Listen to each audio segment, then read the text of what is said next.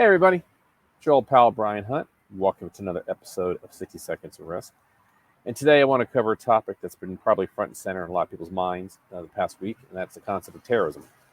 We've all seen the news and the events that's coming out of the Gaza Strip with the Hezbollah's incursion into Israel. And I think it's brought the whole concept of terrorism back to everybody's mind as far as what actually is covered from an insurance perspective. And for those of you who are too young to remember, 9/11 was the single largest terrorism attack on the United States, and it was caused significant property damage and did bring kind of the economy down to a screeching halt for a bit. As a result, the Congress enacted the Terrorism Risk Insurance Act of 2002. The whole purpose of that was to provide time for the insurance industry to able to align itself and start providing private insurance to cover terrorism risk. However, since that time, the coverage has been extended 4 times, with most recently in 2019, the extension that's set to expire in 2027. Now, what TRIA is supposed to do is provide a backstop to the insurance markets for any catastrophic event from a terrorism act. Now, as it was set up, the actual losses are covered only if the U.S. Department of Treasury deems it to be a terrorism act, and that is done also with the concurrence of both Secretary of Homeland Security and the Attorney General. And in the situation for the TRIA to kick in, the event must cause at least $100 million in damage. Since that time, though, the act of terrorism has been broadened to cover both domestic and foreign acts of terrorism. Now, it is important to know that TRIA doesn't cover everything. It does have exclusions for both nuclear, chemical, biological, or radiological events.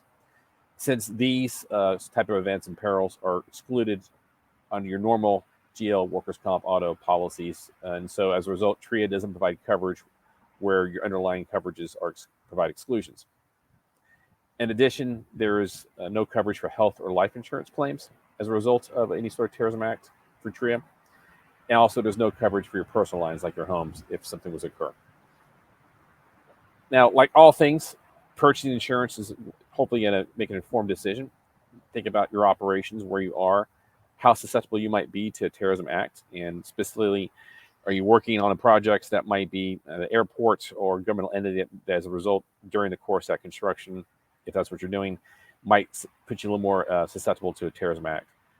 Now, also, sometimes your contractual obligations might require you to get it, whether it be your bank loan requires you to have on your property insurance terrorism coverage, or if you're doing a certain contract for the government, you're required to have TRIA as well. So there actually might be the need to have it based upon your contractual obligations, but in most times you have an option either to buy TRIA or not to buy TRIA. And like all things, make an informed decision before you execute how you're going to spend your money. And because the last thing you want to do is spend money on a peril that you're not going to have any, most likely get need for. But at the same time, you want to make sure you actually know what's covered, so when a claim occurs, you're not getting surprised with a denial of claim. Like all things, guys, I hope you found this beneficial. If there's a certain topic or individual you want me to see on LinkedIn, please post a note, and I'll follow up. You can also subscribe to this channel on YouTube, where prior episodes are hosted, so you can find as well. And you can also subscribe and find these links to these videos on both the website formerly known as Twitter and Substack. So until next time, guys.